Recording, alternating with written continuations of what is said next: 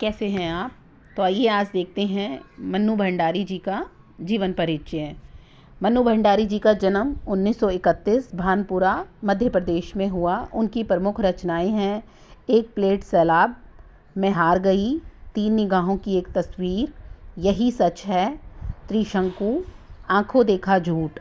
ये है इनकी कहानी संग्रह।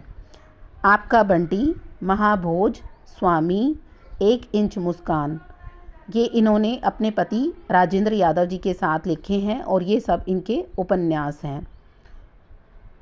एक इंच मुस्कान इन्होंने राजेंद्र यादव जी के साथ लिखा है। पटकथाएं भी हैं इनकी, रजनी, निर्मला, स्वामी और दर्पण।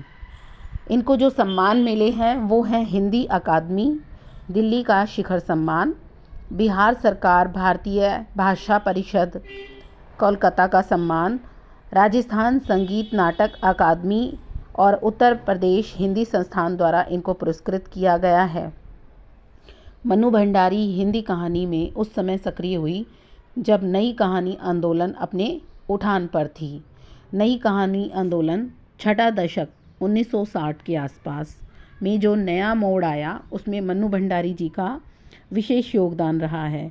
उनकी कहानियों में कहीं पारिवारिक जीवन, कहीं नारी जीवन, तो कहीं समाज के विभिन्न वर्गों के जीवन की विसंगतियाँ, यानी उसमें जो बुराइयाँ फैली हुई हैं उनका विशेष आत्मीय अंदाज में अभिव्यक्त हुई है। उनको एक अलग ही अंदाज में बयान किया गया है, बताया गया है। उन्होंने आक्रोश, व्यंग्य और संवेदना को मनोवैज्ञानिक रचनात्मक आधार दिया है।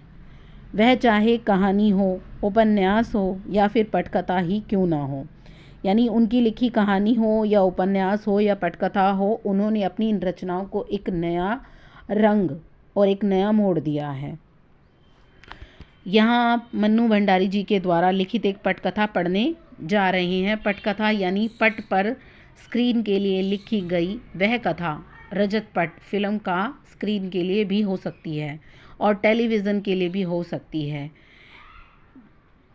मूल बात यह है कि जिस तरह मंच पर खेलने के लिए नाटक लिखे जाते हैं उसी तरह कैमरे पर फिल्माए जाने के लिए पटकथाएं भी लिखी जाती हैं।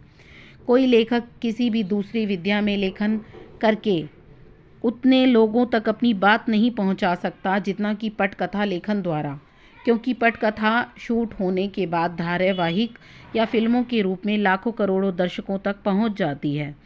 इसके बाद धारावाहिक या फिल्मों के रूप में लाखों या करोड़ों दर्शकों तक पहुंच जाती है। इस लोकप्रियता के चलते ही पटकथा लेखन की ओर लेखकों का भी पर्याप्त रुझान हुआ है और पत्र पत्रिकाओं तथा पुस्तकों में भी पटकथाएं छपने लगी हैं। प्रस्तुत पाठ में रजनी धारावाहिक की एक कड़ी दी जा रही है। रजनी पिछली सदी के 90 दशक की एक बहुचर्चित टीवी धारावाहिक भी रहा है। यह वह समय था जब हम लोग और बुनियाद जैसे सोप ओपेरा दूरदर्शन का भविष्य गढ़ रहे थे। बासु चटर्जी जी के निर्देशन में बने इस धारावाहिक की हर कड़ी अपने में स्वतंत्र और मुकम्मल होती थी। उन्हें आपस में गूंथने वाली सूत्र रजनी थी। इस कड़ी में यह जुझारू और इंसाफ पसंद स्त्री पात्र किसी न किसी सामाजिक राजनीतिक समस्या से जूझती नजर आती थी। प्रस्तुत आई व्यवसाय समस्या की ओर हमारा ध्यान खींचता है। तो इस पाठ के माध्यम से बताया गया है कि कैसे आजकल शिक्षा को व्यवसाय बनाया जा रहा है और अध्यापक कक्षा में ना पढ़ाकर उन बच्चों को ट्यूशन के लिए ज़बरदस्ती करते हैं, उन पर दबाव बनाते हैं। कोई अगर बच्चा पढ़ना नहीं चाहता ट्यूशन तो उसे फेल कर दिया जाता है। इस कहानी के माध्यम से यही सब बताया जाता है। तो रजनी जो इस कहानी की नायिका है वो इन सब के खिलाफ़ आवाज़ उठाती है और अंत में उसे जीत हासिल होती है। आपको मेरी ये वीडियो कैसी लगी ज़रूर बताइएगा। अगर आपको अच्छी लगी हो तो इस चैनल को लाइक, शेयर एंड सब्सक्राइब ज़रूर करें।